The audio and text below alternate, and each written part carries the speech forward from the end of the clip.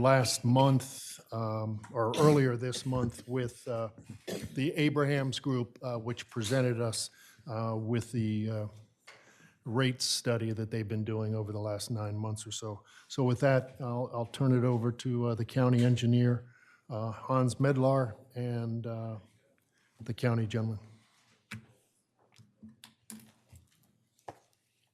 So good morning, Mayor and Council or Commissioners.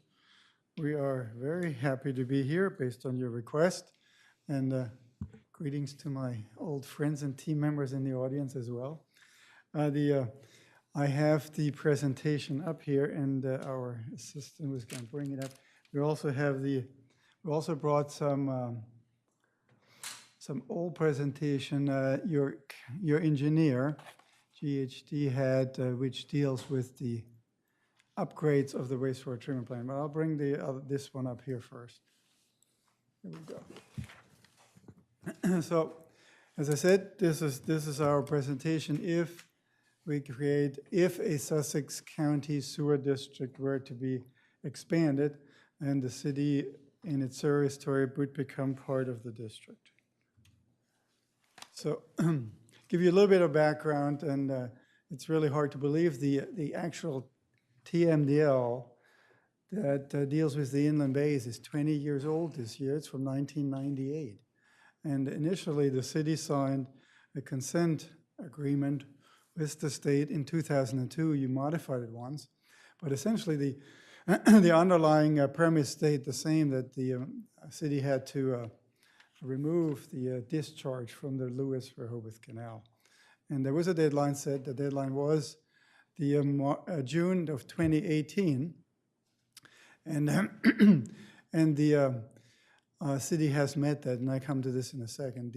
The city also acquired the funding, or applied for and received the funding through the state revolving fund, and the voters passed a referendum totaling $52.5 million. The funding, the SRF funding, and the voter-approved dollar amounts they're not exactly the same, but the higher one is the voter-approved number.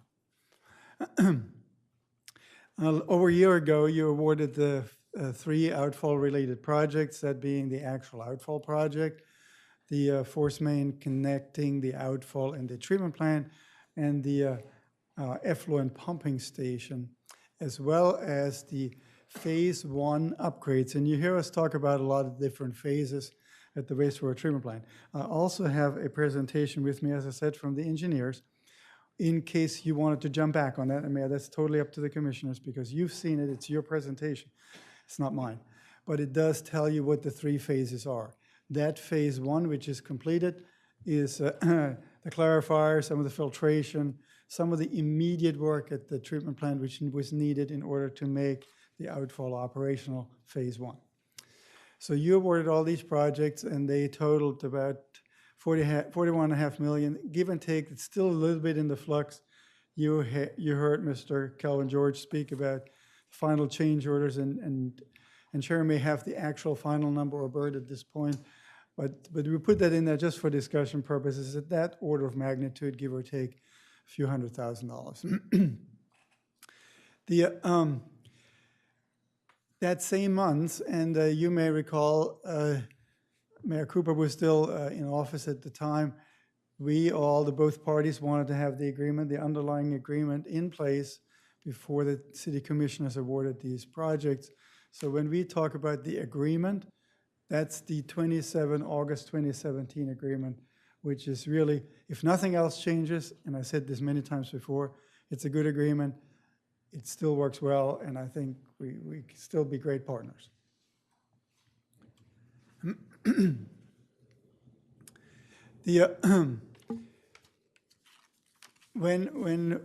When we now fast forward to June of 2018, so all the facilities were up and running, and you made the deadlines, and you have met your consent order.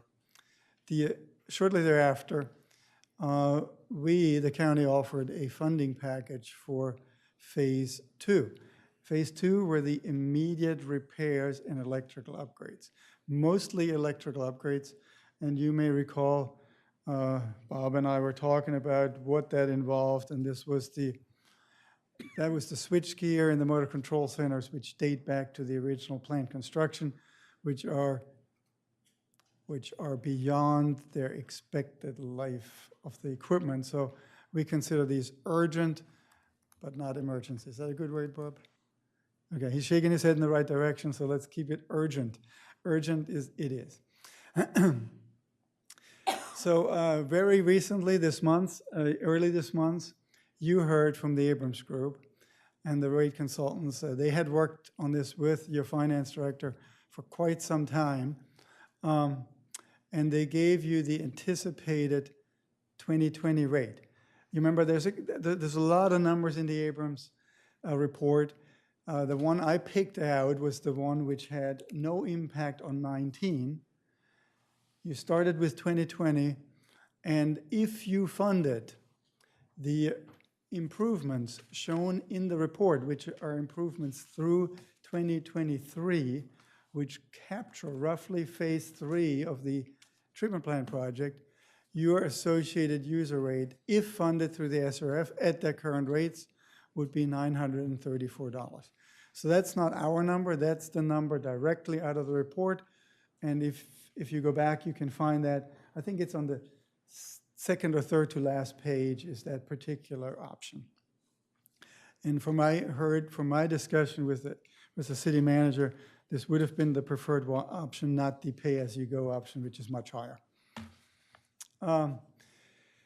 So as I said, this rate captures the project's phase 3, but it leaves out phase 4. If the phase 4 is integrated in a state project, the annual rate, if funded through debt service, would be approximately $1,110 for the average user. Again, that's the same average user Abrams defined as the 1 meter user. And that is a county number, and we base it on the information we shared with your finance director, given the number of EDUs and we know the rates SRF is offering right now, and so that's a 20-year funding with the current rate. So that number was not available to the commissioners when you looked at the Abrams report, but I think we made it very clear, they made it very clear, phase 4 was never included, so that's phase 4 package included. Subsequent to the presentation, the commissioners formally requested the Sussex County to investigate the alternate scenario. Today is today, so that's the alternate scenario. So I guess I arrived at today. So hence, no more background. So the background continued is now finished. I think it's probably good if you want it. Did you want to talk about the background, or is everybody well familiar with the background? You may want to give a summary, or if anyone has any questions specifically. The summary really is the city met the consent order. The facility has transferred. All the operational requirements have been met at the facility. So we're ready to move in the next phases. We are currently designing, GHD and the county is designing the South Coastal project in conjunction with the city project electric. So that's where we stand today. And now the next step would be, where do we go from here? Is that good enough? That's good. Thank you. So we put together a package would be in the phases 3 and 4 and how we would tackle them if they were county projects. Under that alternate scenario, we would estimate that the remaining project cost, as presented by GHD and sort of confirmed by us, would be $18.5 million. And that's taking the phase 2 off the table because you have approved phase 2, county council has approved phase 2. That's taking that $6 million from phase 2 off the table. The next bullet sort of remind you, the county intends to fund these projects rather than go through the SRF. And it would not require additional city voter approval because at this point it would be county debt, not city debt. So at that point, the county council has the authority to borrow against the full faith and credit of the county if they wanted to finance it, or they could use county funds, which we have done in the past, to fund capital projects on the treatment side, as well as some of the transmission sides. For example, the connection between Wolf Neck and Inland Bays, that transmission project, which was a $15 million transmission project, was solely funded by the county without borrowing. So, and there's several of the projects we're proceeding with right now will be using a combination of partial borrowing, but mostly sewer connection charges. So if I say that, the next one. Could you explain that fourth bullet on the previous slide a little bit more, please? Yes, as a, Related to the property? yes. I actually have to say, I sort of jumped over the last two, sort of inadvertently. My apologies. If just, the county just have recently been through an exercise and in Western Sussex, where the county assumed all assets, liabilities, and legacies of the Greenwood and the Bridgeville systems. And the assets include pump stations, wastewater treatment plants, gravity lines, any and everything you can associate with the sewer system. And the Bridgeville system has a spray irrigation farm, which will no longer be needed under the Western Sussex alternative scenario. So that would be a surplus asset. That surplus asset can be sold, and they actually opted to not sell it, but use the lease proceeds towards the service of the local debt service. So, I'm sorry, who's they? Bridgeville, the city, or the county? Bridgeville, the commissioners, both the Bridgeville and Greenwood commissioners opted for that option. Okay. It does not matter to the county whatsoever Okay, what see. what you want to do. Now, if you look at the tax parcels, there's two tax parcels the city's wastewater treatment plant in Rehoboth sits on. It looks to me, looking at it, that there's additional land on one of the two parcels. So if you opted to sell that parcel and use it for debt reduction, that's totally up to you.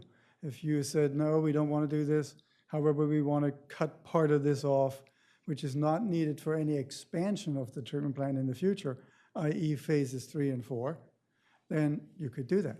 So any and all things you want to do with any and all of the asset can be done either before or after, depending on how you want to structure it. I see. Thank So- you. That's so- helpful. I profess no crystal ball, neither does our county administrator or our finance director, but there appears to me there's more land than you need. The majority of the one parcel is marsh. But the second parcel, which contains the driveway and the entrance and some corner on the piece, has an upland component, which is not, in my opinion, and to be confirmed by GHD, but in my opinion, not needed for any of the future expansions. So the two tax parcels that you're aware of, they would remain under the control of the city of Rehoboth? They would remain under your control of what you want to do with it. You know, once you become a sewer district, the easiest would be to just take that one parcel and subdivide the piece out, which is not needed for any sewer-related activities. Okay. That way, you retain that piece, and you can do whatever you want with it.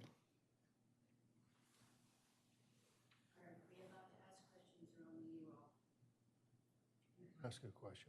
If you can please come up to the microphone and state your name. More clarification on the marsh partial, because I Your think name, that's, please. I'm sorry, my name is Catherine Burgwin, and I live right on that marsh partial. So what are our rules here about, why would we sell that? Yeah, I mean, like, the two parcels I'm referring to are owned by the city of Rehoboth. I don't think you Right. live on it. Well, I live next to it, let me rephrase. I'm at the end of Maple Street and right Yeah, near. that would be the very facility. surprising because I didn't see any residential improvements on the parcels. I'm sorry? Please, please proceed. So I guess my question is, are there regulations about selling marsh property? You said we have two parcels that the city could decide what to sell. And I'm with assuming their what debt. he would be saying is the marsh portion we'd keep. Yeah. Well, I Yeah, think he's because saying. they do not bo- need that for the plant or Both any kind of parcels, expansion. correct, Mayor? Both parcels. We keep both parcels. Yeah, but specifically the Thank marsh you. Yeah. portion.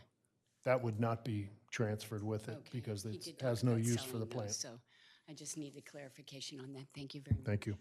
And we get to the point where in the future steps, if we get there, you know, like there is what's called, you know, like a transition agreement, which would spell this kind of stuff out. Hans, if I can ask you a question on that same thing. It says Sussex County would assume all municipal sewer-related assets, liabilities, and legacy obligations.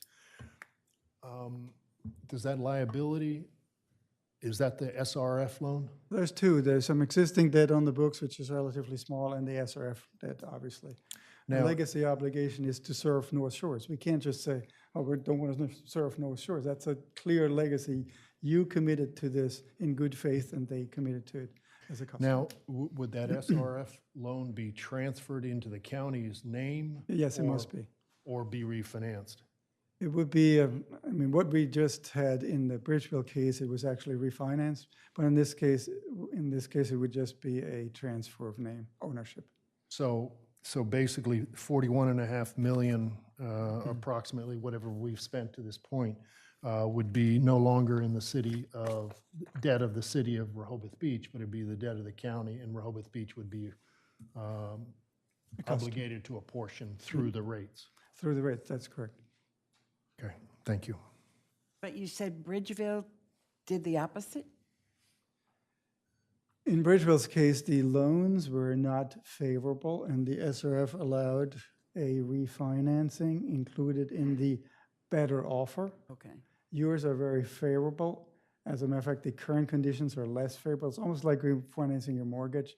Bridgeville was just there at the right time, right place at the right time. Hans, I don't know, I think you dodged Commissioner Sharp's question a little bit. Are you planning on taking title to the lands related to the sewer treatment system? In the end, whatever is left, yes. So you're talking about the pump stations, which include land around the lake and a lot on St. Lawrence Street and things like that? Whatever and I'm not familiar, I did not look all the tax parcels for each pump station up.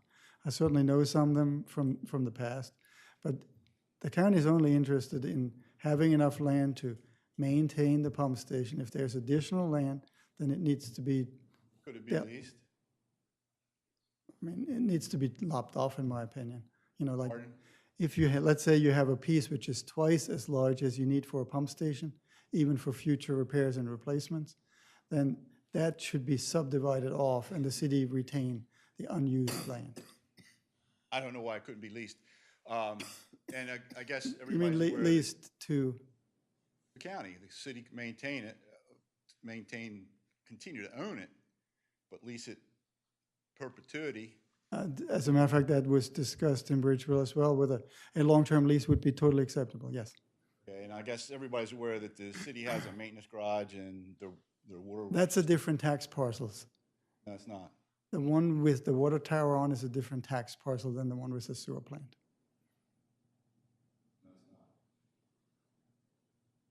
Okay, I yield to the mayor. Wait a minute. We would follow I think through. There's two tax parcels. The city bought through condemnation, the one from the Wolf Heirs, and the second one was donated, the one that the lady's referring to, by the Vessels Company to the city, because they had subdivided lots off on your end.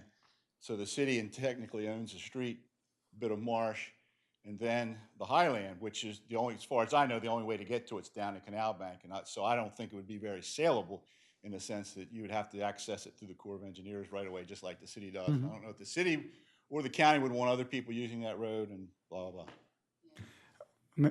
There's, this question just came up, so I certainly did not do any title research. I just looked at what it currently The says. water building and stuff were built before the donation of that land. from the Oh, vessels. my apologies, Sam. The, what I was referring to, now I understand where you're coming to. What I was referring to is where the water tower sits and that piece of the water system. You're talking about the front end of the land where the sewer plant is correct. So there's a joint use, a water/sewer use at the front end of that parcel. Yes. Did you say that the county would be willing to entertain a lease for some of this land as opposed to outright ownership? A long-term lease, 99 years, something like that? Right, I mean, like the lease, which was discussed with the Bridgeville commissioners, is the same. You see, like you're still signing over the asset, whether in a lease or not. Right. The only reason you would have, and it would be a dollar lease, the only reason you would want this, if the county did not operate a facility 50 years from now, Right. that you would retain the land. Correct. So that's perfectly fine. But the same scenario Mayor Cooper was referring to was also true in Bridgeville. There's a joint use because the town of Bridgeville has their water operations on the same parcel as their sewer operations. So the result there was to subdivide the parcel. But, you know, like it can be dealt with many different ways. It's definitely not, it is not a big issue either way. Thank you. Hans, forgive me, I want to go back and review some things using layman's terms for all this. I want to make sure I understand it, but I want to make sure that the members of the public understand. You know, I want to start by taking a tour of the town. As we go out State Road here and we go underneath the bridge, as soon as you get underneath the bridge, immediately kind of to the left is the Public Works Streets Department property that has the water tower on it. Okay, that's one parcel. But if, when you're under the bridge, you go straight paralleling the canal down a kind of a private road, it dead ends at city property down there. And that city property contains marshlands. Then it also houses their water department. It houses our mechanical department. It houses the wastewater treatment plant facilities in entirety, all the tanks and chemicals and pumps and things. So so that's one component. I've got some other questions I want to follow up, but the county is planning to own the wastewater treatment plant and the equipment and the land underneath it. Is that what you're saying? Own or lease. Own or lease. Okay, so that's one component. Now, the next component,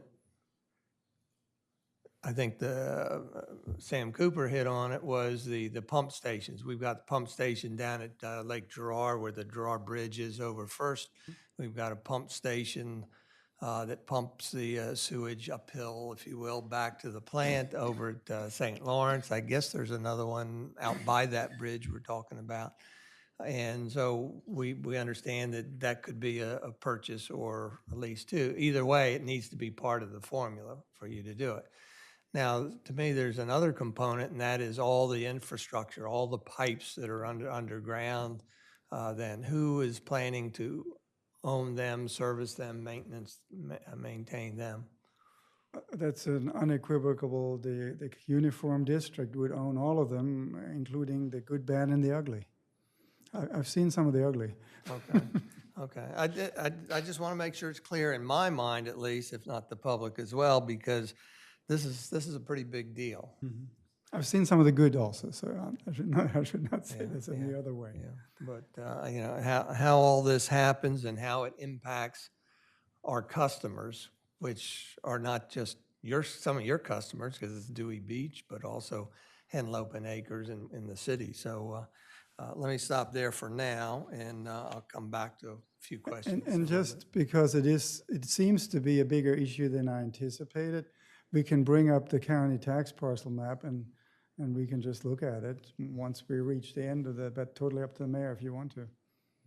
So just to be clear, I just wanted to ask Commissioner Mills, for the pump stations, there are only 3?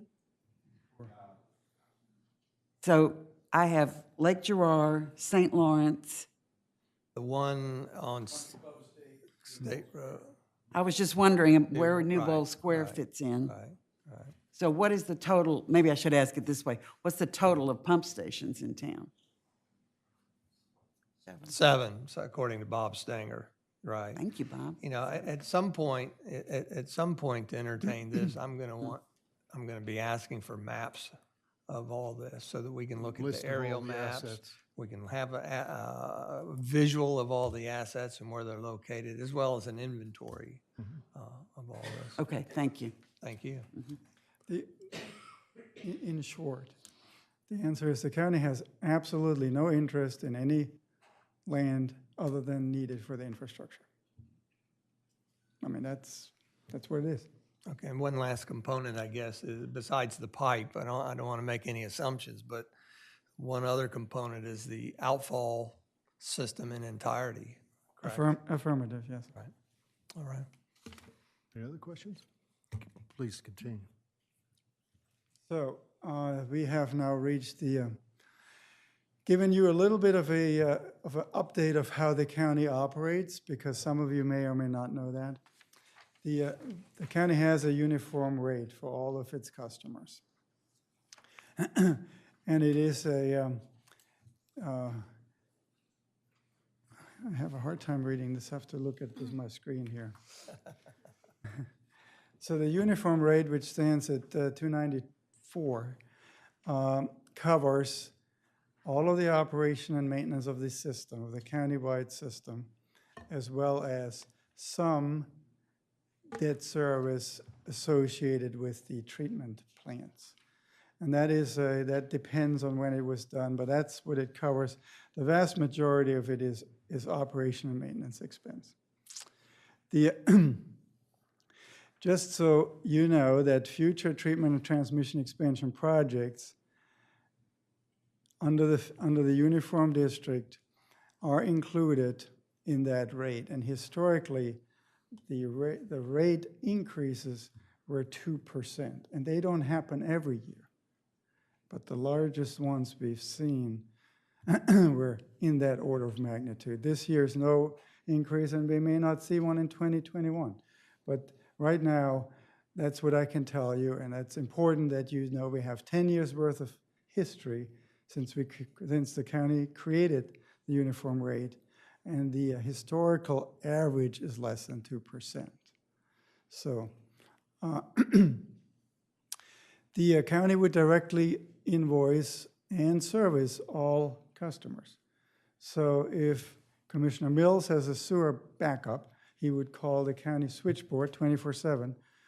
The team would be dispatched, investigate the issue. If it is on the county side of the system, the county would resolve it. It normally gets done. I see these SCADA reports twice a day, and it comes down to the resolution. Very rarely do they carry over 2 shifts, and these are 6-hour reports. And so normally they get resolved within that timeline. Actually, you used me as an example. I have your cell number and I would be calling you. I would welcome that. I would welcome that, Stan. That'd be great. But the, Hans, just real quick, over how many years was the 2% average, did it's you say? over 10 years. It 10? will be over 11 years once the county budget is approved. But Okay, we do not anticipate one, so it's actually be less than 2% over 11 years. okay, thank you. And on the service issues that you just described, would that be, I'm not sure who I'm addressing this to, but would that be a safe assumption that that would be equivalent to the service that is currently offered? Or not? I venture to say it's better because the county has on-call teams. We can respond.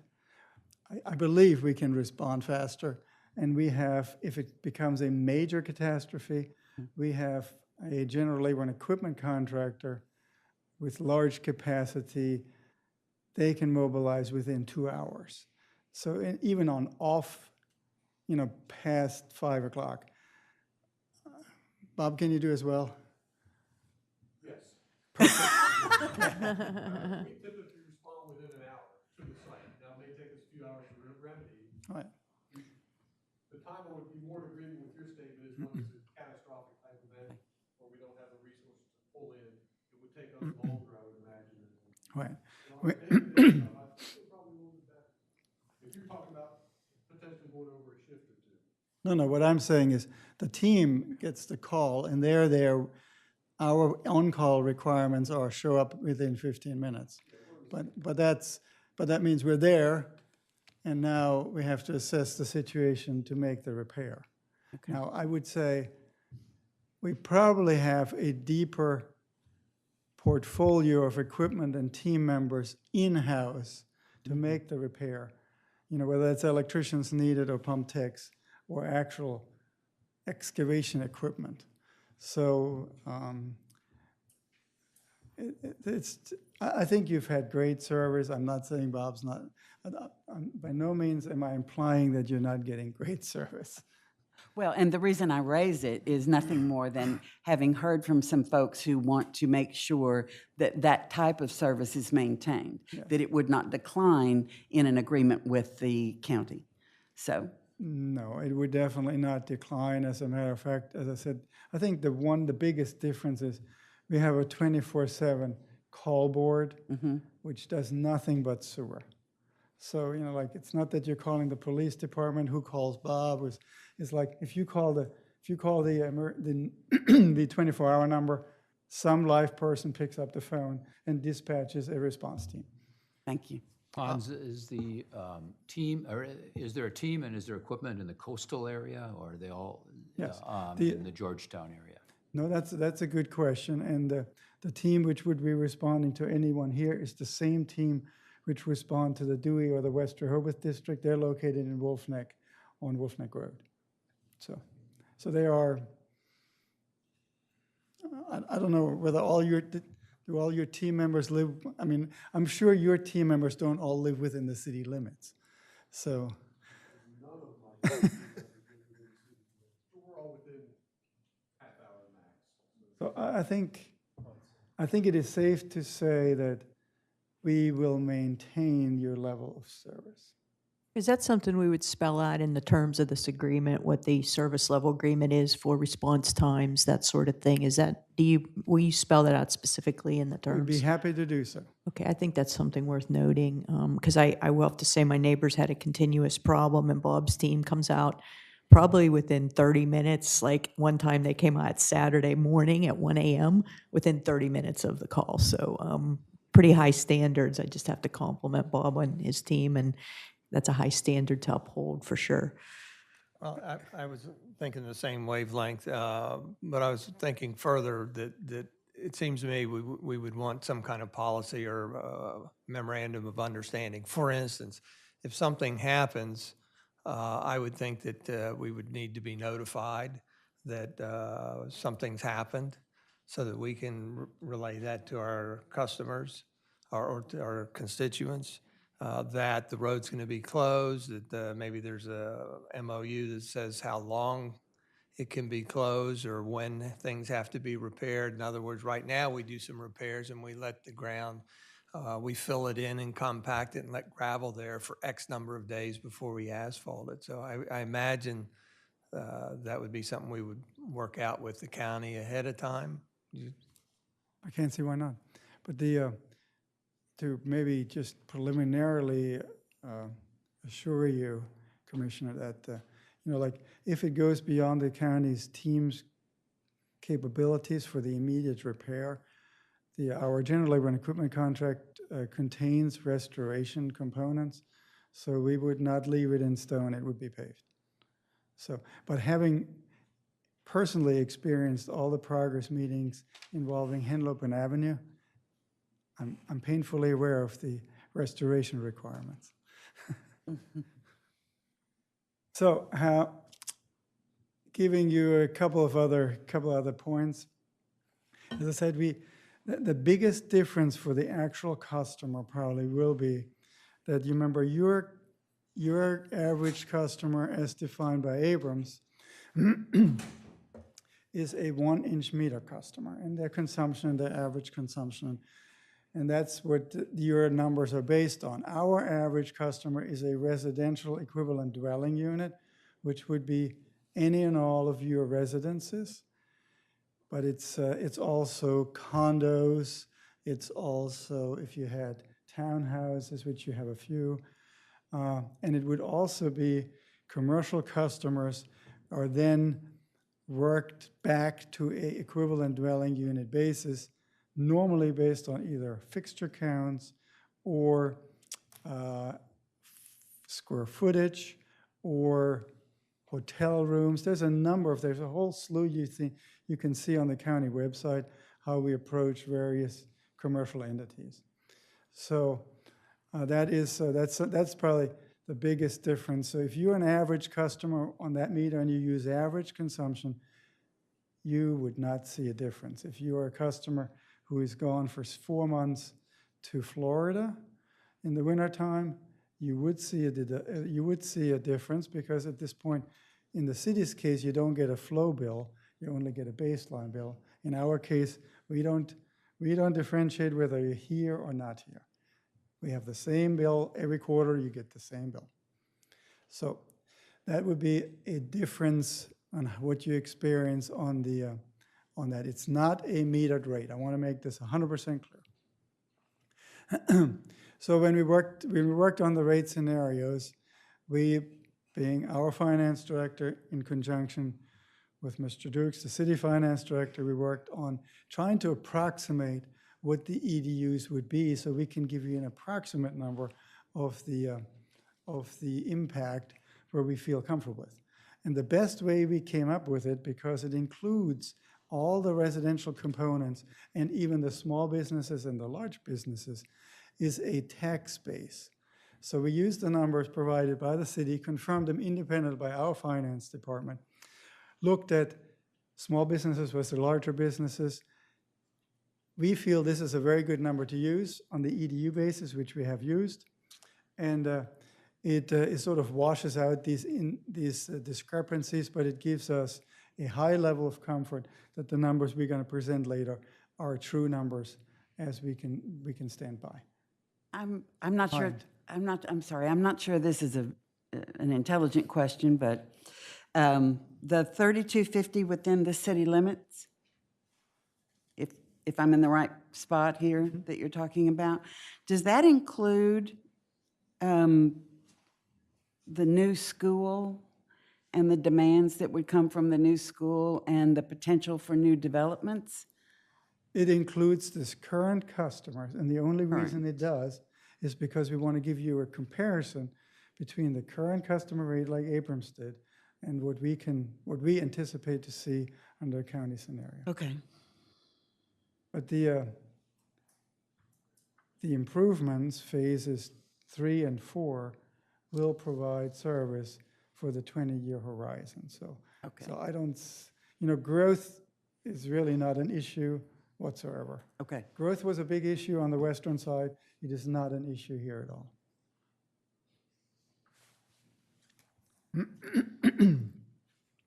So also important for you as commissioners who deal with the land use and the approvals thereof, whether you are a sewer district under the Unified Sewer District or a city-owned utility, it does not change anything on the comp plans, on the annexation areas, on any land use related issue does not change at all.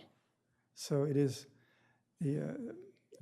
I can't, even after all this, it was a big issue discussion on the west side, and after all this was said and done, we couldn't even come up with one. So the interim agreement, the transition agreement, doesn't even deal with it because we couldn't come up with an issue. And maybe your councilor can come up with one. If you can come up with one, Glenn, then we happily deal with it. I think maybe one thing, Hans, I think if I'm following you, one of the things I could possibly see, and it just might be a process thing, might not even be an issue, develop, a house, a property is demolished in Rehoboth Beach, and right now I think we have to coordinate with the city for the sewer line and all that. How does that, is that any big issue here? Do you see that adding complexity and time to projects, building projects in the city? Just wanted to get your thoughts on that. On the sewer side today, it is a one-stop. You get all your permits in this building. If you were a sewer district, you would have to come to Georgetown, or your plumber would come to Georgetown to get a connection permit. Okay. So, So it is adding a bit of complexity or another step to that process in it town. would be, it is, it's the same with Bethany Beach. Bethany Beach is a sewer district. They will issue a permit only after somebody presents them with a sewer connection permit. So Okay. it is an extra step. It's a good It point. is an extra Yes. step. Okay. Okay. Thank you. As you well know, the county operates 4 treatment plants with, we have numerous licensed operators. As a matter of fact, in the anticipation of this, I actually went over it, how many we have. I was surprised how many we actually have. We have a lot of licensed electricians. That means they're master electricians. They have an electrician license.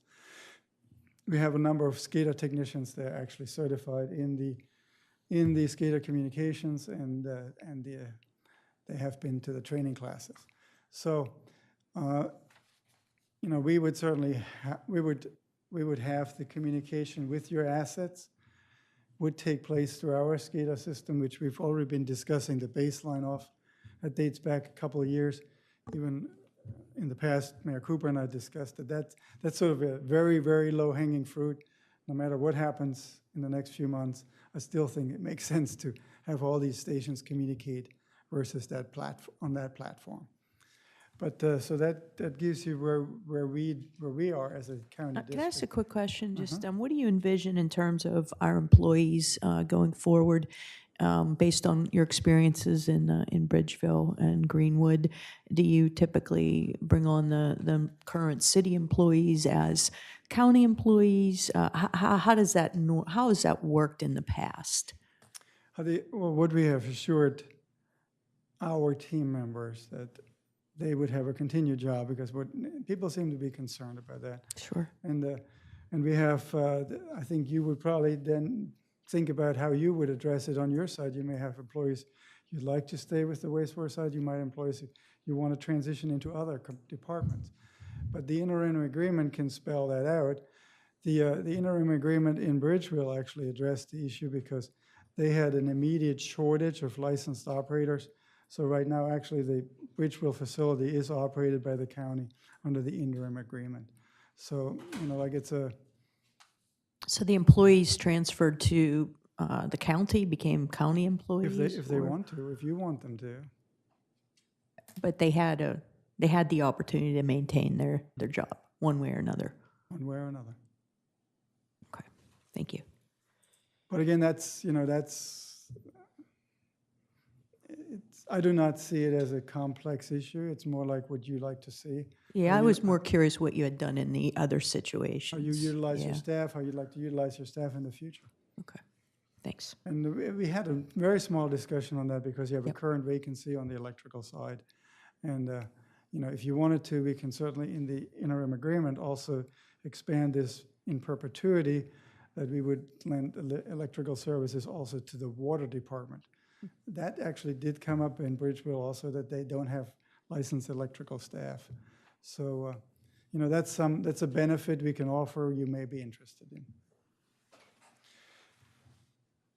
We're ready to move on to the next slide?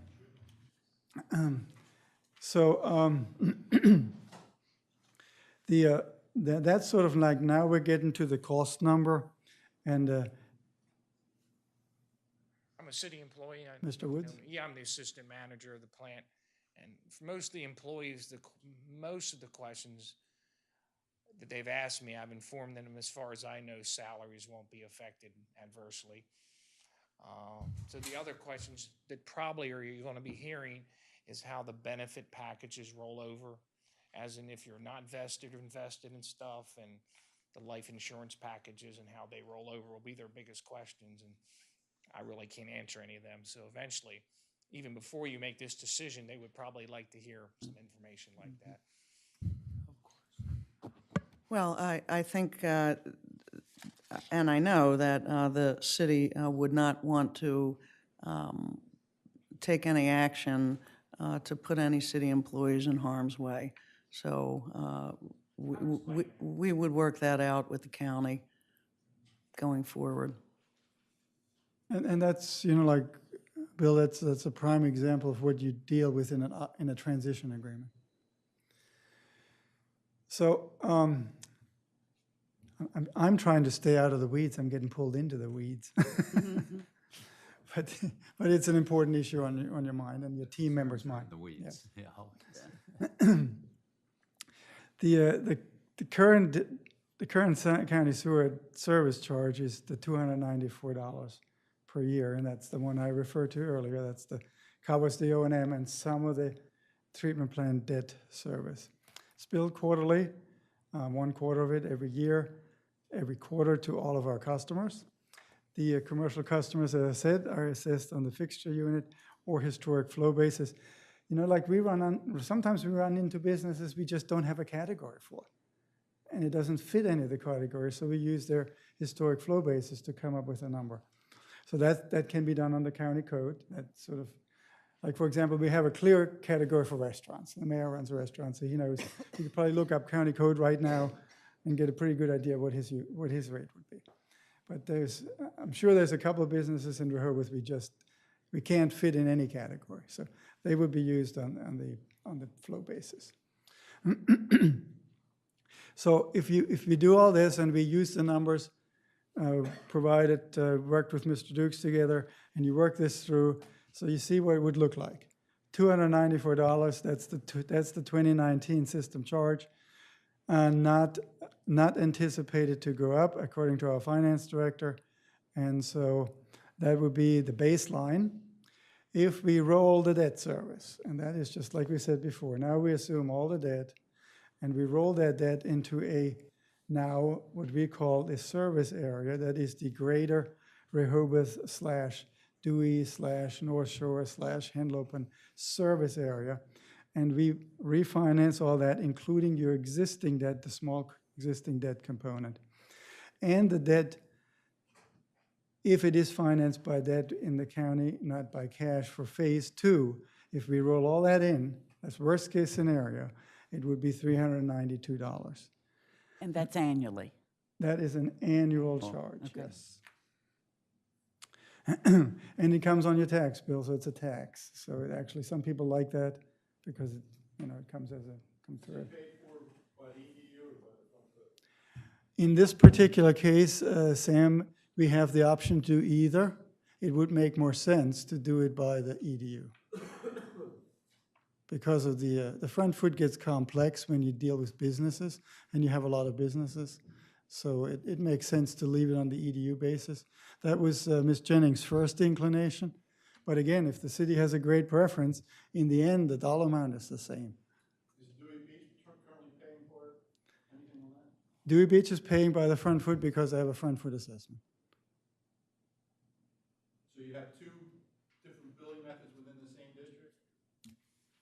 We could have potentially two different billing methods, but we could also roll Dewey over to the EDU assessment. Because the county, as I said, the code was changed about a year ago, a little bit over a year ago, to allow both, either or. Does that answer your question, Sam? And so, Hans, that 392 would be added to the system-wide user charge of Correct. 294. So, And it would come to us on our county tax bill? affirmative, yes. Thank you. And is that only the current debt, or is that anticipated phases 3? The good news is the next line, Sam. The good news is phases 3 and 4, if financed the way we do projects, worst case scenario, we anticipate $14 more. And Ms. Jennings wanted to be conservative. She said before 2023 rolls around, there's probably at least one $8 estimated user charge increase. So if you add them all up, you can see there's a proposed 2020 rate and there's a proposed 2023 rate. The proposed 2023 rate is all inclusive, and that would be what you can expect to pay in fiscal year 2023 as your residents would pay that rate, $709.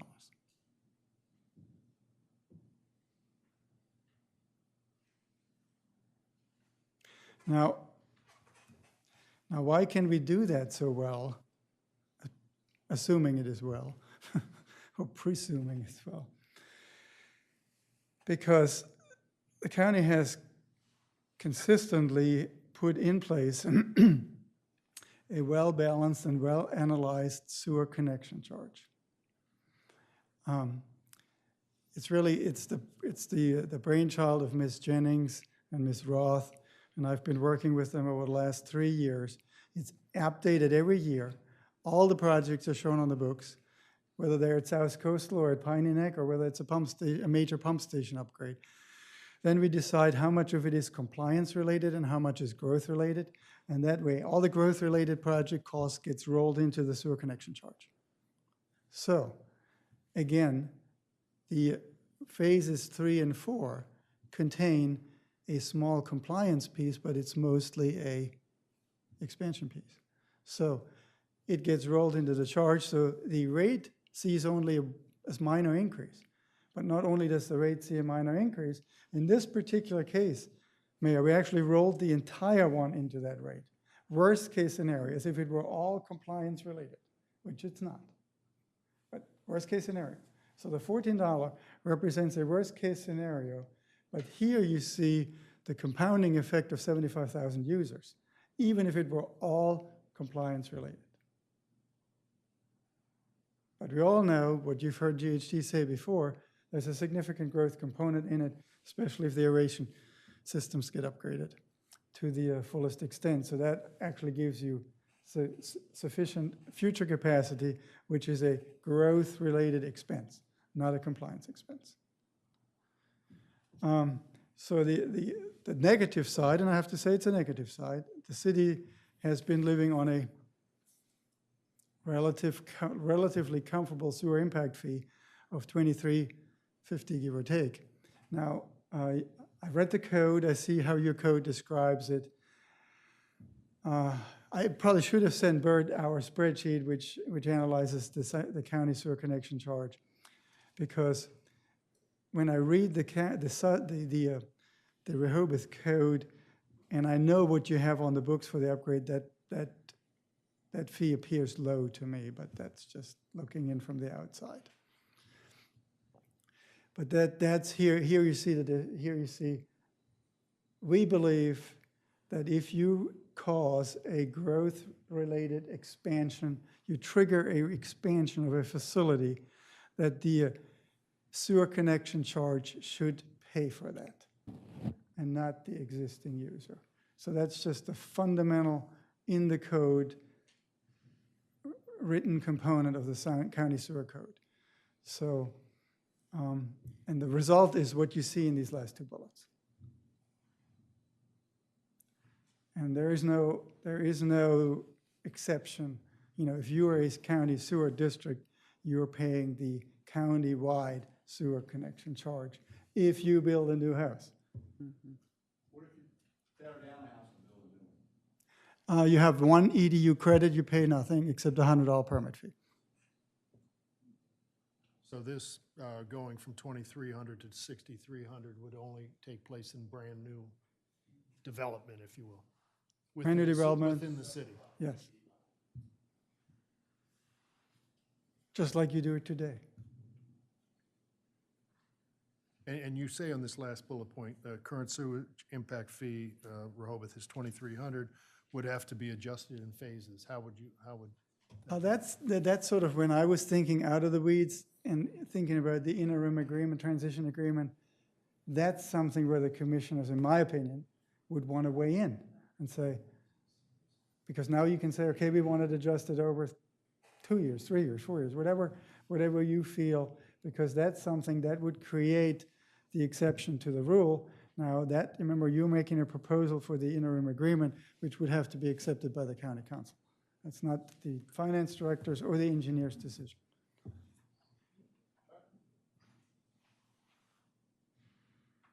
Are you saying that the sum of phase 3 and 4 would be paid for with these? The sum of phase 3 and paid for and phase 4, as shown on this slide, would not be paid. Worst case scenario on the rates. Ms. Jennings and I did not want to overpromise you on the rates.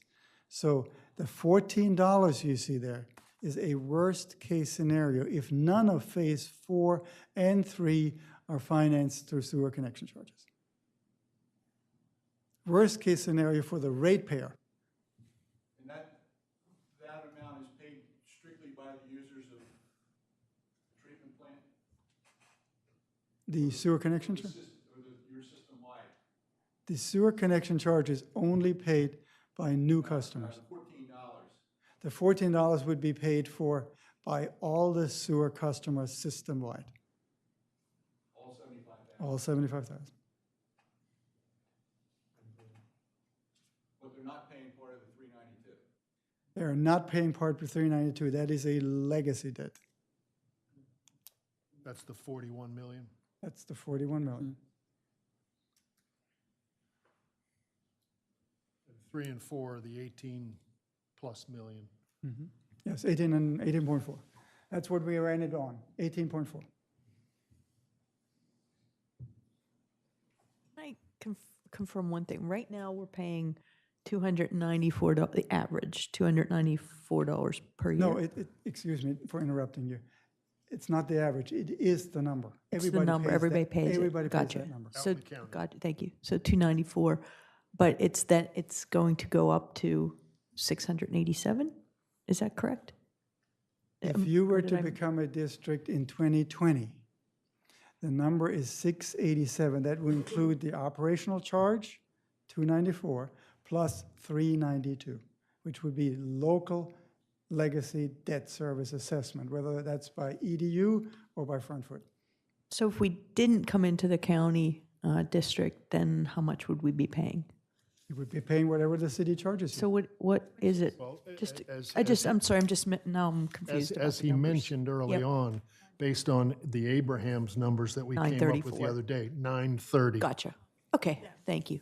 Yeah, that's not my number. That's the Abrams number. So the 392, Okay. how long would that be in effect? Until the debt is paid off, the easiest number, Ms. Jennings and I ran it on 20 years. 20, okay. Yes. But you remember, it can be, no, worst case scenario. Here's your worst case scenario, $14 it is.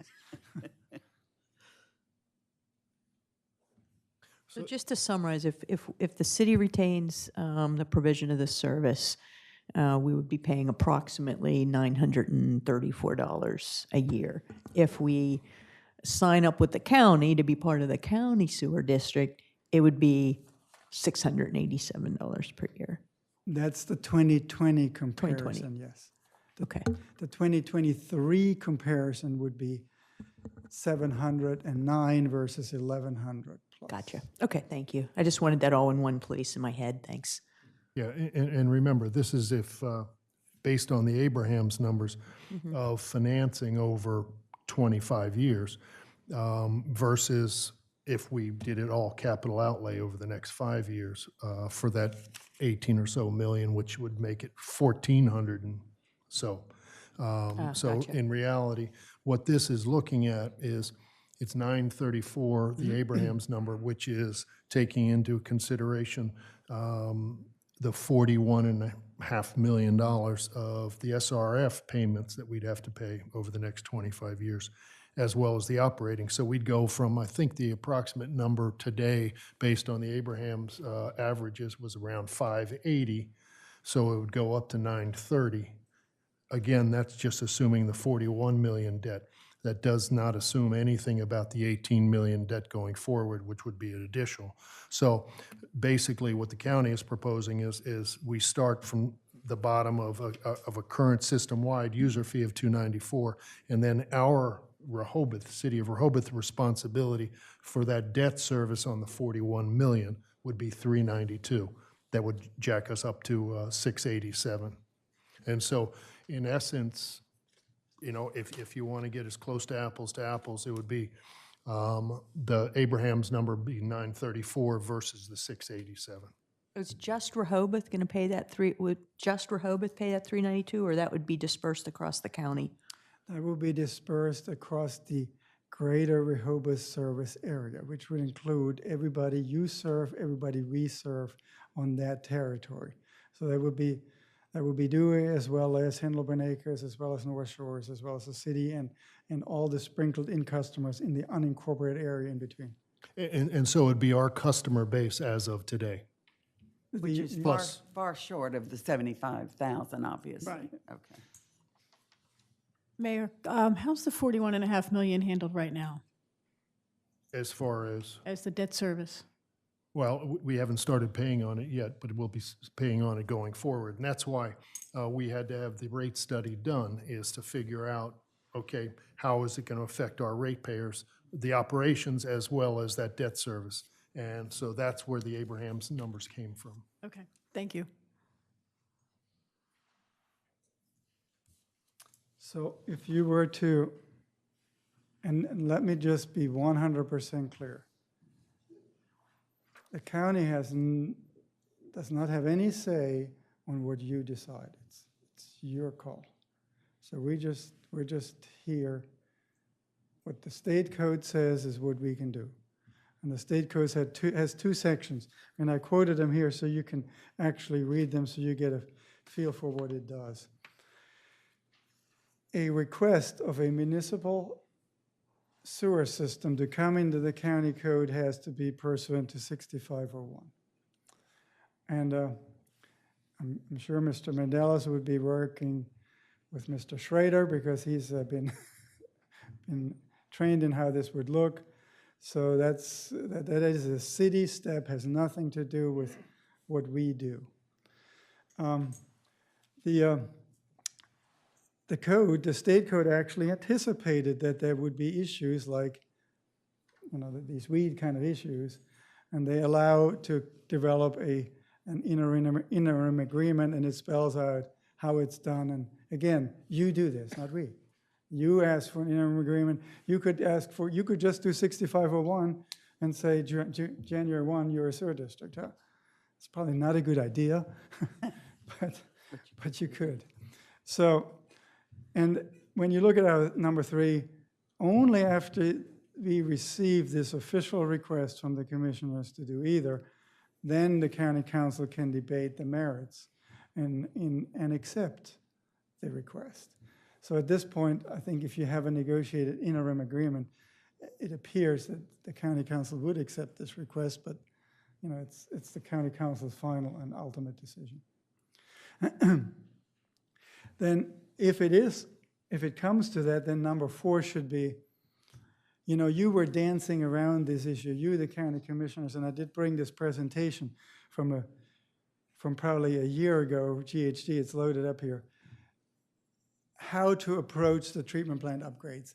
And you were dancing that because what your referendum approved, what you had spent, what was left, what was urgent, what was super urgent, what was, like you had this difficulty cutting the phases, and like Robert and I were standing here and trying to work with Mr. George on this issue, but we feel if that comes to the point, then GHD and the county council, the county engineering department, in cooperation with the city team, would do a new engineering report and say, okay, it needs to be done in 2022, or it needs to be done in 2023, or it needs to be done in 2021.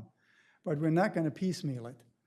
Like you were, I think we were getting to the point, how many more phases do you want? And at one time, I've actually seen 5 phases on the books. So if we get to point 4, we will come to you and say, 2020, fill in the blanks, will be the year the project goes to bid. And that's anything beyond phase 2.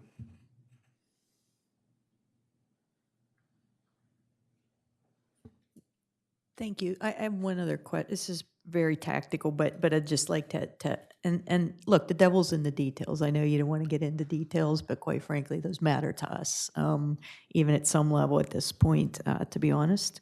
The comment about the permits and having to go to Georgetown, our permitting process already, there's a lot of permits builders and residents have to get, obviously. Given that the county would be servicing multiple jurisdictions in this area, not just in Georgetown. Would the county consider, I don't know if, you don't have to answer this right now, but it's something as we look at the terms of the agreement, if we go forward, would the county consider offering a permitting service in this area, like at Wolf Neck or at the plant or something, so that our, individuals are not our builders, our residents are not having to go to Georgetown? And again, it's not something you have to answer right now, but it's something that I wonder if it could be considered as you're putting together the agreement. It'll be one of many things we consider, but I'd just like to know your thoughts on that. I have the administrator here, but may I say the first round, and then Mr. Lawson will chime in. I think it cannot be anything Rehoboth only, because if there's where the play, Bethany would want one, I can assure you. And there's Fenwick would want one, and then Lewis would want one. Like everybody would want to have a service center. So, we have areas. Bethany certainly is the Millville, town of Millville, town of Ocean View. So they're very fast-growing communities. Mm-hmm. When I look at our permit counter, half of them come from Millville, Ocean View. So we issue over 1,400 sewer permits a year. That's new construction. Okay. So I venture to say the city and remember, we're only dealing with permits which affect the sewer service. Right. Not if you're adding a sunroom, not if you're adding a third story, not whatever else you do, we don't touch. Right. But if you demoed a house and had to, then you would need the permit for the new sewer. I mean, that is as simple as that. If that were truly the case, and we made that countywide, I'd love not to have to touch this. If you are the same owner and you're just tearing a house down, you're building a new house, Yeah. I'm sure that countywide, everybody would love that we don't have to touch it.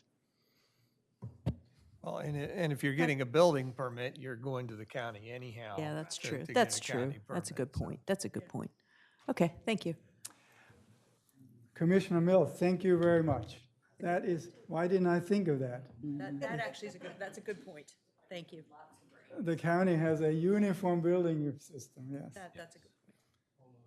Could I ask a question? Sturgis Dodge, 512 Newcastle Street.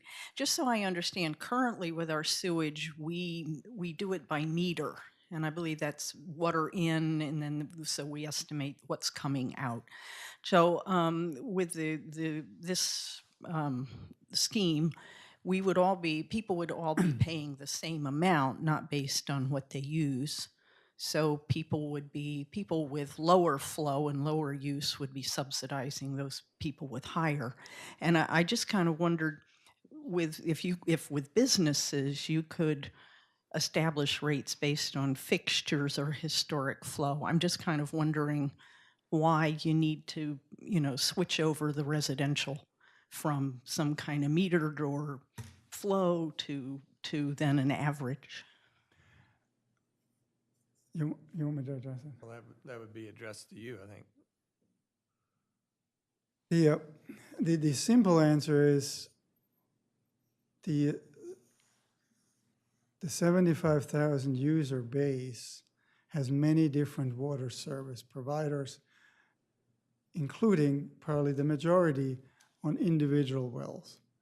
So the county does not have a metered rate, and for us to establish a metered rate would require actually a code change, to tell you the truth, but also a code change, maybe even a state code change, because the state code's pretty vague on how the county establishes rates. But the bigger issue is full cooperation would be needed between the water utility and the sewer utility. See, right now you own both utilities. So that's why you can provide this. The only place where the county actually could offer that rate would be in Dewey Beach. And that's not even it's only the Dewey Beach Water District area, not even the people we have service where we don't provide water. So in a nutshell, it would be totally the tail of the dog wagging the dog, because there would be an incredible backlash from over 70,000 customers saying, why are you trying to put a round square or a round peg in a square hole? But Mr. Lawson, you want to say anything else? So it's come up many times, but I mean, like, for us to even attempt to do it, we would have control. It's an insurmountable issue for us at this point. But I want to bring this up here because you have all these discussions, and I think wanted to put this in in perspective. So the plant sits on parcel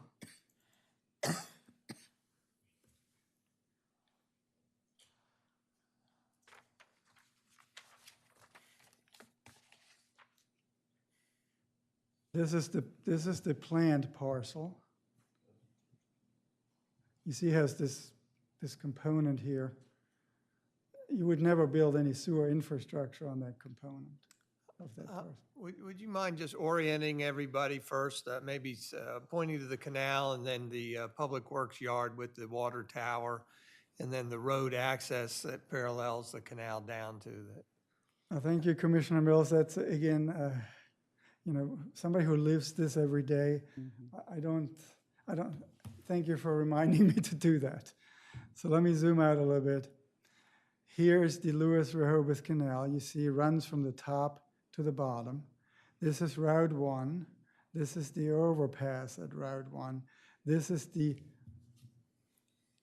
water tower right there. Here. See the water tower? So that sort of puts you on Roosevelt Avenue, which is the road which runs parallel with the computer is slightly behind my clicking, so I have to be more patient. So that facing the canal is the facility, which has a dog leg which comes over to the end of this road, Bay Road. Then there's another parcel which is owned by the city, which only has a couple of pipes in there. So this one here in its entirety, in my opinion, other than an easement on this end, is not needed for any sewer operations.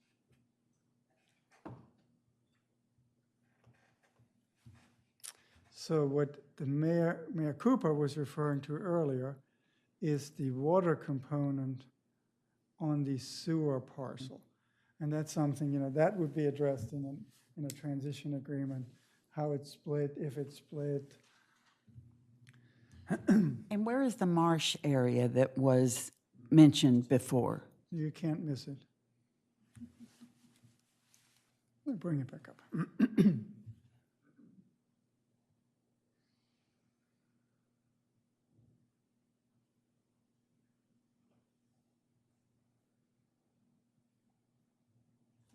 See here, all of this here? Even so it's on this parcel, this is definitely tidal marsh. As a matter of fact, I think I can probably turn that layer on. That gives you a better idea of what's involved here. I probably should have turned that layer on anyway. Is it that big? You caught a picture of the police rescuing a dog out in the marsh. That's the vicinity there. It's just very shallow. It's not walkable. There's a trail that takes you out to Thompson's. I did not realize it was as large as the city solicitor just mentioned, 25 acres. That's large.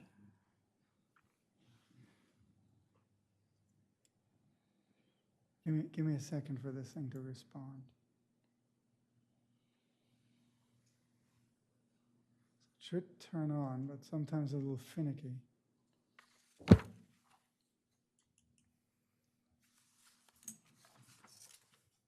It's okay, Hans. I'm oriented to it now. No, but I mean, it's sort of like it tells you a good story of what's really usable. Here we go. Let me click it off. So now you see everything on there. Let me take the firm maps off. But it gives you a picture. These are all protected lands. So you see what's left. So that's why I said we have absolutely no interest in all this marsh. So if you want to retain the marsh, you know, what we have, the facility expansion will have to happen on this footprint. Because only this little piece here is usable, but it's at the wrong end of the, this is not usable. I think what that lady was referring to. Is that good, Stan? Thank you. And again, we would be leaving alone our body shop or our mechanic shop, the water department. That would all be worked out in the agreement. As a matter of fact, we were trying to establish a joint response center on the western side. And we had initially worked at the initial cut of the interim agreement, spelled out a shared facility, which would have made sense. But then the town decided they wanted to have it differently. So it's really, we're not driving that. But if you wanted to, we'd like to have a Vector truck here, and that has to be inside because of the wintertime response. So we probably would like to have some other equipment here. The original agreement with Bridgeville had shared equipment usage in there, which is to everybody's benefit, but at the last minute they decided that's not what they wanted. So again, I would love to have shared equipment use and shared equipment deposit on that site. Is the Bridgeville agreement public? Mm-hmm. Okay, thank you. So again, that could be decided with the agreement. And there's probably space in that second parcel that could be utilized for something like that, if.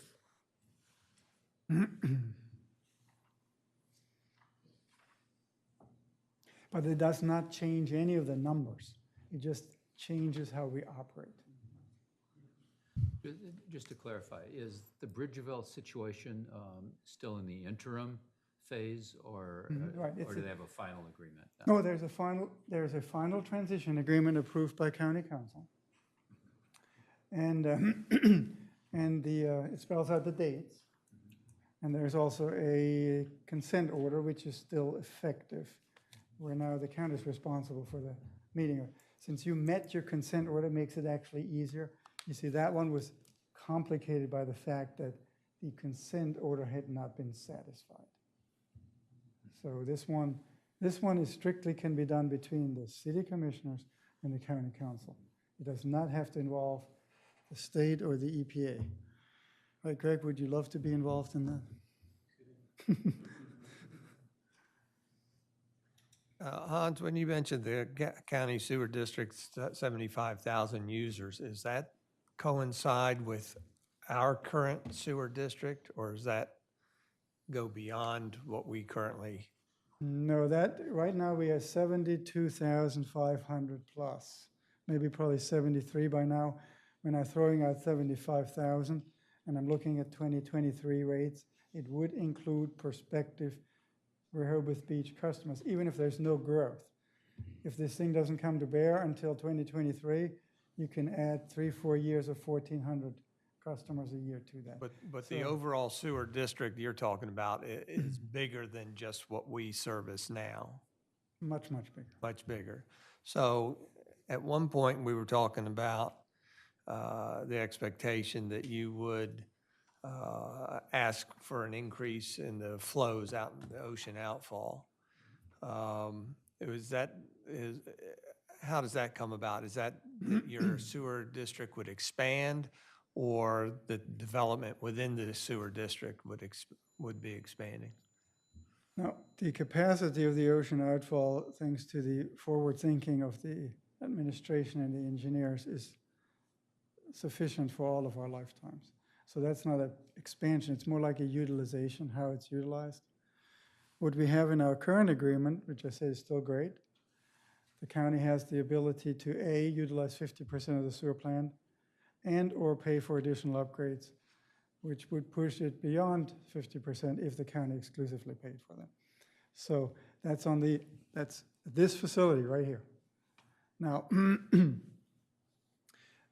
if it is all a county sewer district, as I don't know who asked the question, I think you may have, the outfall is a component of the sewer district at that point, and then the county has other options they can approach DNRC with. But they're completely off that discussion here. Did, in the Bridgeville case, or any other case where you've partnered with other cities, municipalities, did you work with that municipality on some sort of communication and outreach strategy to get kind of the correct information out to the impacted communities? And how did, just kind of walk me through that real quick. How did that work? Each one of the municipalities scheduled a public meeting. Thank you. Because in order for that vote to take place, does not require by law a public hearing. But they advertised the public meeting consistent with as if it were a public hearing. And then these two meetings were held. Mr. Vincent, our president, and I were present at all of them. We gave a presentation. The commissioners gave a presentation at one of them. Their engineer was present. And then we probably had, Bridgeville one was well attended. I want to say 80, Mike, maybe 100. Yeah. Yeah, so it was well attended. And we essentially said the same things we're saying today. So it doesn't change whether you came to this meeting or whether you come to the public meeting. But that's totally up to you how you want to, we are then just guests at your meeting. Okay. Did you do any other kind of follow-on communication, or did you find that kind of answered the questions from the community? Very much so, yes. As a matter of fact, there were a number, and that's a much smaller number, about 10%, were present at the next commissioners meeting, and asked some follow-up questions from the commissioners. But the presentations were on the county and the municipal websites. They were a stack of papers. We had 100 copies there. Everybody took one home. I think the follow-up was really, there's a large community in Bridgeville, Heritage Shores, hundreds of homes there. And a lot of them, no, a lot is wrong, maybe 10 or less, who were not present, who couldn't be present for whatever reason, had the presentations and called the county engineering department. That's about the biggest follow-up I saw. Okay, thank you.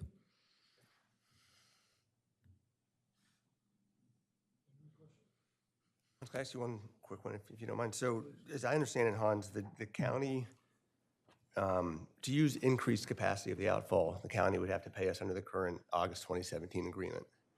But under this proposal, you will own the outfall, so you can use as much capacity as you want in whatever way you want to. So I guess my question is, and it goes back to the legacy debt of $392. Why is that limited then to our current distribution base, the greater Rehoboth distribution base, and not distributed across the 75,000 users, since presumably all 75,000 users are going to get the benefit of the outfall and the increased capacity there? I think that is a very good question, Counselor. And I think if you look at it, just on the surface, as I get presented with that question today, the capacity not utilized by the facility, because it was built by this user base, that capacity could be moved into the, let's say, system-wide arena. So, and that's something, and I'm spitballing this here the worst way, is, let's say you have a base outfall capacity of 24-inch, and it carries 20 million gallons. If you look at what is the absolute needed capacity for the facility over the 20-year planning horizon, and that may only be 10, and that pipe associated would be a 15-inch pipe. So that difference is really what is out there. Nobody has ever thought about it. It's out there because it's out there. I don't know, these are decisions which were made by. But I guess following up on that, Hans, the legacy debt, though, by statute, that's not something that, if the district is expanded to include our distribution base now, it's not by statute that this distribution base has to pay that legacy debt. That's negotiable. No, it's not negotiable. You don't want it to be negotiable, but it No, might. it's not negotiable. Ms. Jennings said it's not negotiable.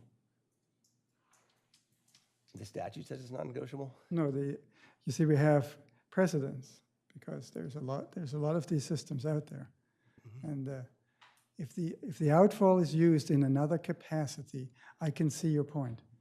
If we're limited to what we have here, it's the area gets it and the area pays for it. Okay. We'll keep that in mind.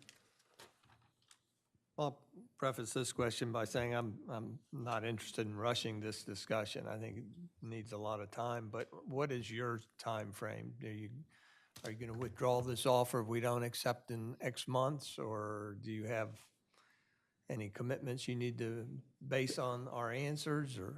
We're proceeding with phase 2, Commissioner, and that's all we're doing. You know, you authorized us to proceed with phase 2, nothing more, nothing less.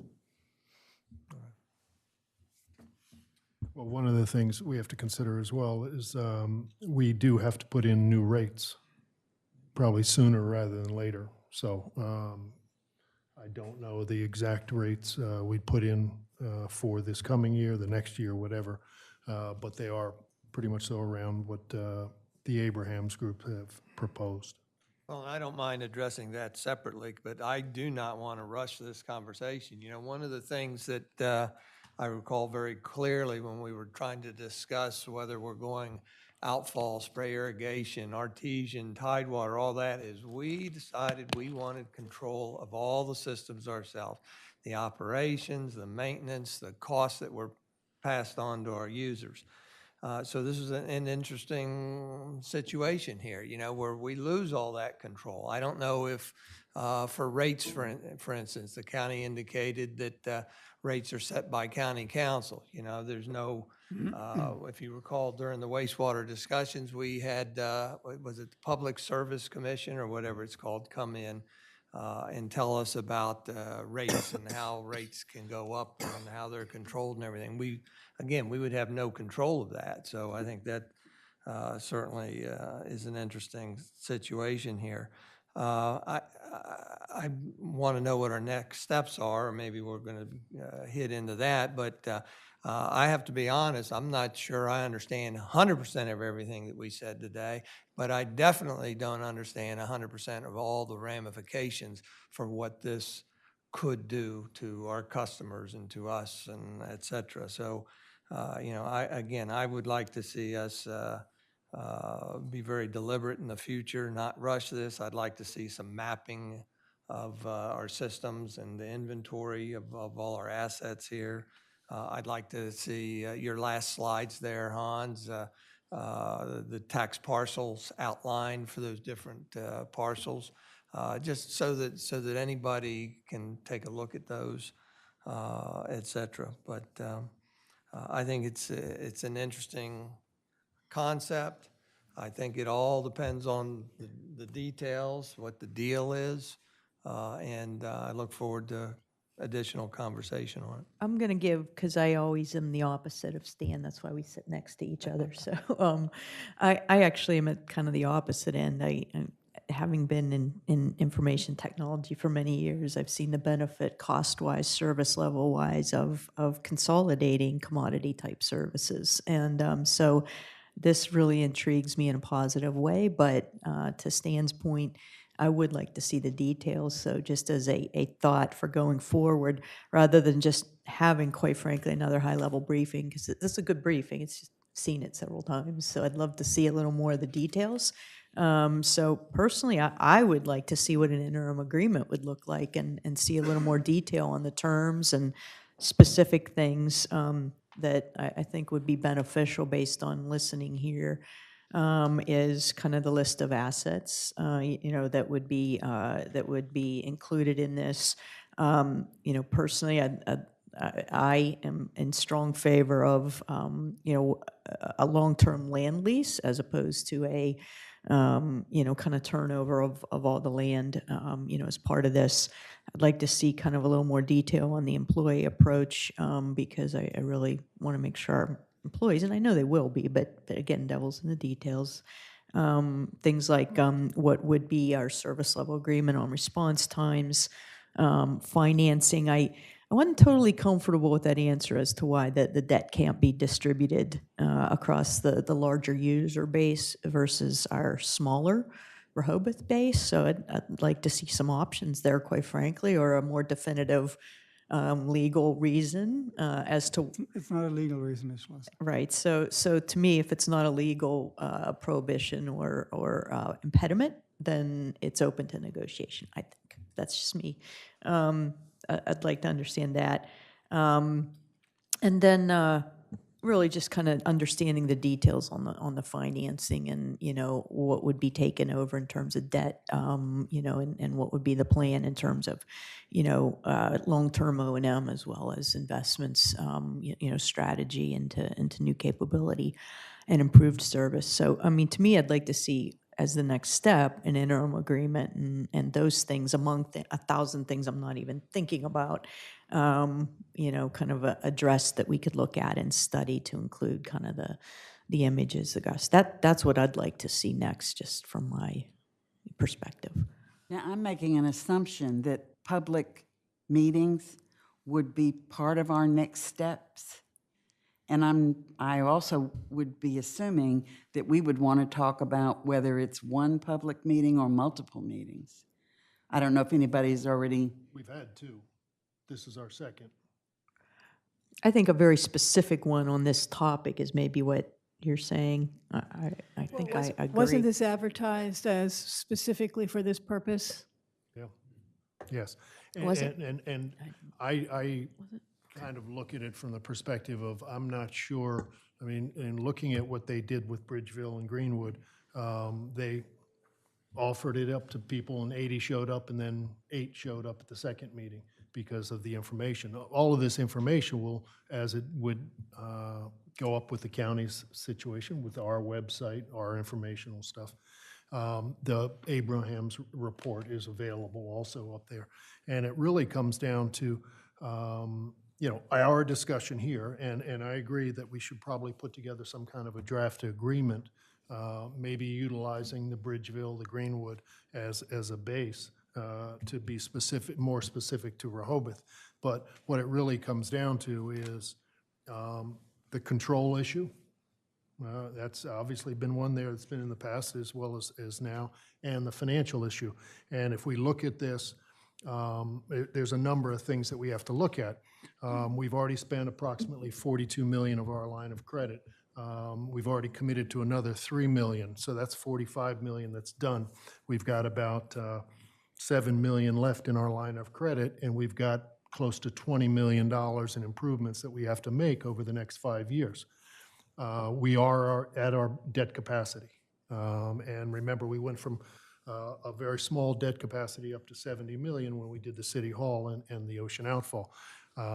And so not only are our rates, if we continue forward with what we have, we've got to find new debt capacity, and we've got to be able to start to go out to our public and say, hey, we need to borrow another $15 million. That's already on top of, as the Abrahams report said, going from $580 a year to the average user to somewhere in the neighborhood of $1,400 a year. So I mean, I think if you look at the financial picture, a lot of what's been discussed and this presentation, as well as the Abrahams presentation, makes a lot of sense. Yes, it comes down to the ownership of the plant, basically having control to set rates. I mean, I see what goes on in the county, and they're talking about over the last 11 years, plus or minus 2%. That's, you know, the way things have been. Our rates haven't gone up that much. I'm not using 2%, but they have because of what we've had to do. 20 years ago, they said we had to do what we have to do. We just did it, and it's been pretty costly. And our customers, knew 10 years ago that our rates were going up probably 100%. And that's why we put the surcharge in there and over the years. So I think our customers know that rates are going up. I don't think they have any idea how much they are going up. And that's what's in the reports, and that's what we've been talking about. So again, having control over this, you know, a number of the things that the county has mentioned, they have a service group, much more substantial than ours. You know, Bob's group is here. But as we move forward with new technology, more and more of our people are going to be needed to be trained on this newer and newer technology, which the county already has that knowledge. They already have their electricians, their engineers. So there are a lot of things to think about, but I think we have to think specifically about our customer base and how this affects them from a financial perspective as they go forward for the next 30 or 40 years. Commissioner Sharp, the mayor indicated this was the second meeting on this, and technically that's true. But in my mind, however, to me, this is meeting one, telling the public that this is on the table and what the details are. So I'm thinking this is meeting one. Public one. I see that several more meetings might need to take place. Hans, I want to thank you for your presentation. Ann will ask for it so we can put it online. I am anxious for members of the public to take a look at it. I think the one change I would have made or suggested if I'd previewed it was you start with background and then you go to current status. I was expecting at some point it to then say the proposal, or here's what's proposed, whereas you don't go to that. But one of the other things I would like us to consider doing is, we've got the legislative portal. We've got a section called Projects and Current Studies.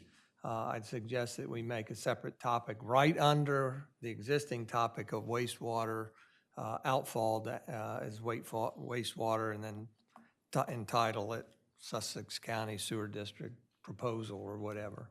So that, again, there's all in one place, and the members of the public can study it from beginning to end and chronologically. Perhaps at this point, there needs to maybe be a postcard that goes out to our constituents saying there is going to be a public meeting about this issue. Perhaps we really haven't, although we've noticed it in the paper and you see how many people are here for this particular meeting. Mm-hmm. But perhaps a postcard to send out, give people the opportunity if they do not, necessarily pay attention to what is online. Suggestion. I don't know how everyone feels about that. Yeah, I feel the same way, Pat. It's, and I guess it's just to piggyback on what some of my fellow commissioners have said here, that, the devil is in the details, and we do need to get into the weeds because that's where the concerns are. And those are the things that can haunt us down the line if we don't get into the weeds before a decision is made. And I'm kind of constantly reminded by people that I come across and wandering around the city that something like 80% of our neighbors are really not here full time, and therefore are not reading the Gazette. There's a very informative article in the Friday paper. It hit over a holiday weekend, so it maybe hasn't gotten the traction that it might get on a different Friday. But hopefully people will look at that, and there'll be future news articles that are very fact-based and help our constituents better understand all of this. So I would go beyond a postcard, and I think that it may behoove us to really err on the side of over-communication as we go through this in the coming weeks and months to let people know what's going on. And there may be an iteration of several letters that go to all of the people that are paying taxes in the city to help them better understand and how they can access this. And again, remind people that we are now live streaming this. They can watch in real time or at their leisure in a couple of different venues. And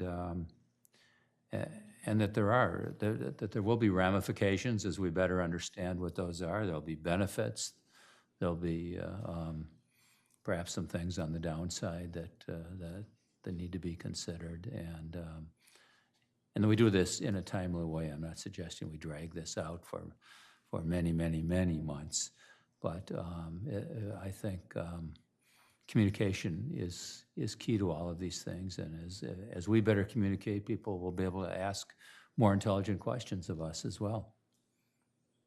Can we schedule something? And I don't want to go forward without public input and agree with my colleagues here, but I'm wondering if this can be something we could schedule, in January. I mean, I'd like to move forward. I'd like to not see our rates go up as high as they could go up if we don't address this sooner rather than later. So, but for the next meeting, I'd like to have a little more detail in some of the items discussed that we brought up as concerns here. So, Mayor, what's the game plan on timing? Well, I would suggest, working with the solicitor and the city manager and the county, maybe putting together an interim agreement as it would look like, putting in as many things as the solicitor feels necessary, obviously looking at the other agreements that were in hand, so that we can discuss that, putting in some of those details. I don't know that, we're going to get, if we schedule a public meeting in January, as Dick just mentioned, 78% of the people don't live here. I don't know how many people would come to those meetings. I think, this is something that, we have to look at the details. We have to talk to our constituents. I have spoken with people about this as we were getting the numbers from the Abrahams Group, and the people that spoke to me talked about, well, why can't you do this yesterday? Because they're looking from a financial perspective, and that's why a lot of people do look from a financial perspective, and not a one of them looked at control. But again, everybody's got certain things that they look at, and I think control is a very important thing. But that's something that we can hear from our constituents. So we can get some documents together and maybe schedule a meeting early in January, late in December for this. But I don't. A town hall meeting might be something on a Saturday that we could do. I would think that would be fine. And I don't know that we would get the same responses we would get from voting changes or parking. Because I think most people, they look at their monthly bills, their quarterly bills, and they say, oh, if it's $300 a quarter now and you're saying it can be $180, it makes sense to me, as long as my service is still good. And I think those things will come out in that type of meeting. So conceivably, we can set up some kind of a Saturday meeting in the next 4 to 6 weeks. Anything else? Anybody, come on in, please. So, again, I'm Catherine Burgwin, and I am a constituent. And I hear a lot of things about the finances of it, and I totally get that. Everything is about money. However, living so close to the plant, I would like to know what kind of expansion is going to happen. And in that expansion, what kind of building is going to occur. There's a lot of noise that comes from that plant right now that's constant. And actually, there's been a slight change where all of a sudden it seems like an alarm goes off. So is that when the chemicals get dumped? I'm not sure. But as a constituent, finances are important to me. But what is also important to me is if we change that 50% capacity, does that mean a lot of sewage is going to be brought to that plant and then used in the outfall? So those are things that some of us constituents that live here would want to know too. So in those that town meeting, I would suggest that would be something that my neighborhood would want to know about. What that looks like as far as the building changes, sound changes, and how much more gets dumped into the outflow. Along with the finances, none of us are rich, so that would be something that I would request in those town hall meetings as well. Well, is that something Hans can answer right now? Right, I mean, like, if I may, You may recall that we would jointly develop a preliminary engineering report with GHD, your consultants, our consultants. However, to assure the lady, when the plans for phases 2, 3, and 4 do not change, that they are fixed today.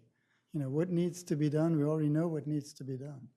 So it's That's going to be done either way. it's going to be done either way. So I mean, I don't think that's not a variable in the equation. The timing is the variable.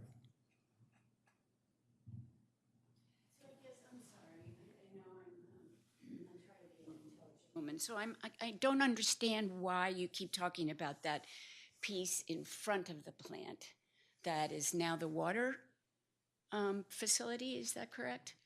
So there's a piece of land that doesn't look like it has all of the treatment components of it. And you keep talking about that would be an expansion place. What does that No, mean? I said that does not lend itself to an expansion. It's in the wrong place. That very front part. Yes. So the expansion then would be what? The expansion as it is envisioned today, I would really like for you to refer back to the consultant's presentation. Is that on the city website? Yes. And that's the one I brought too. Because, you know, like at this point, the county engineer be explaining a city project, which is probably not the best idea. So I think you might want to look at they spell out which are the components they like to upgrade. I'm sure the city staff can probably fill in some of the blanks. That takes me, the county engineer, out of that in our change, if you don't mind. Quick question, Sam Cooper, quick questions for Hans. You did not mention the collection system. As improvements need to be made, how do they get paid for? They would get paid for by the uniform rate. So And we gravity did- sewer improvements would be paid through? Sam, have you seen the GHD long-term projection for the collection and transmission? That's actually part of it, which would be rolled into the rate. And the, Ms. Schlosser, would you mind? The 75,000 users will pay for that. I'm writing this down. I'm not texting, I'm writing down good. your answers. Under the county system, who owns the laterals from the main to the property line? The county owns the laterals up to the cleanout, and the owner owns the lateral beyond the cleanout. Suppose there's no clean out.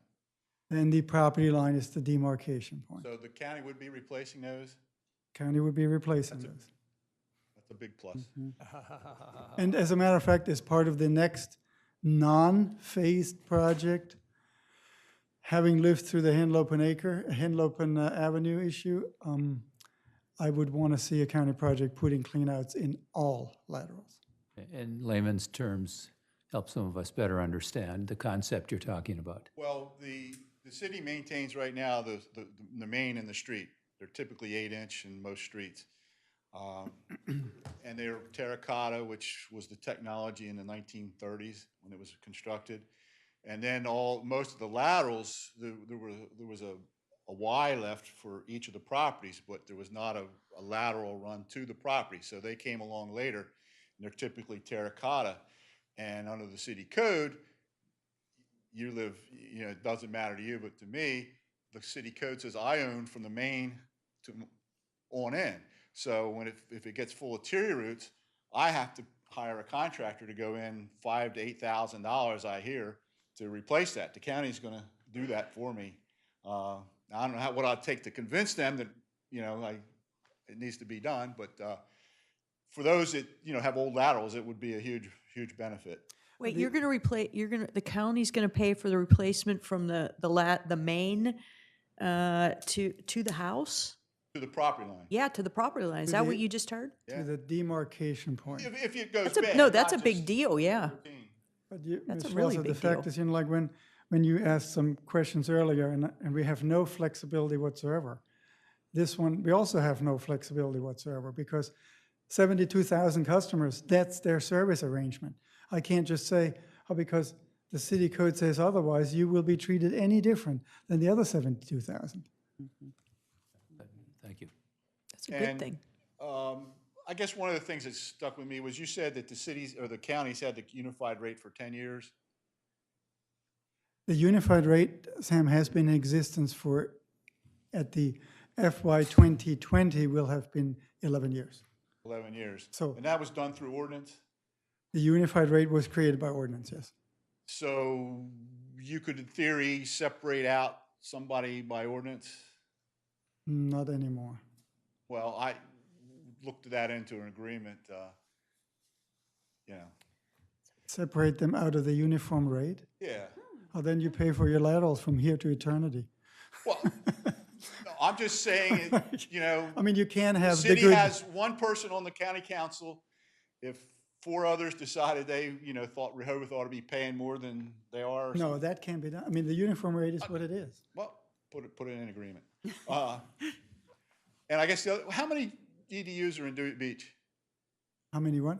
EDUs, 23, just 3,200. 3,200. Okay. I probably had some more questions, but thank you. You have my phone number. But I don't have you in the setting. Walter Brittingham, 123 Henlopen Avenue. Respectfully, Mr. Mayor, and to the rest of you, Christmas is busy. To have any thoughts of a Saturday or any kind of a meeting in December, and I don't like January, as I said at a previous comment on something different. Half the people, 3/4 of the people are gone in January, and 3/4, well, a lot of you are not here. And there needs to be some time to put some of the thoughts together and the very few questions that I see remaining to be answered. I think Hans, you've done a very good job, but I think December is out of line completely. You see what you have here, notwithstanding who might be watching on television or their computer or whatever else, or listening, and there is nothing in hand. I guess maybe a PowerPoint is available online later on that they can look at that. January at the earliest. Thank you. So my question then to Mayor and City Manager is a delay in terms of rate setting is going to do what? When do we have to set our rates? One proposal is to set the new rates for the first quarter of 2019, which would be soon.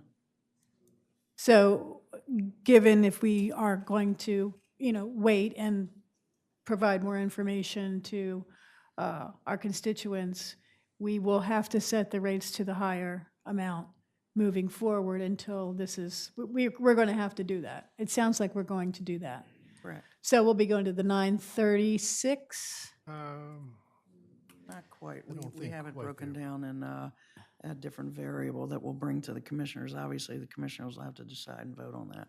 What's the impact? Okay, I'm sorry, thank you. just to carry on with that. So can we just suspend any rate changes from now through, say, I don't know, April when our new budget's passed? I mean, what would be the impact of just doing that while we go through a more comprehensive look at this Debt proposal? service to pay. Yeah.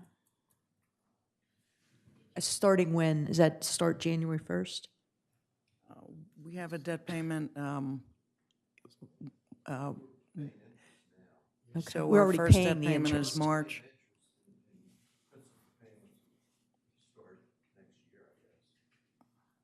Okay. Like in March, April? I believe it's in the spring, in March. Well, I want to make sure we are in line with the debt service that we are paying, that our rates are such that that handles that. Better to lower the rates later than to have problems now. And part of that was in the Abraham study, when we would actually implement that rate change. Any other questions? It's not a workshop subject, so we have to wait for the agenda. Thank you. Any other questions? Any other questions from the audience? Hans? The question I have is, we then are waiting to be approached by city manager and the councilor. Yes.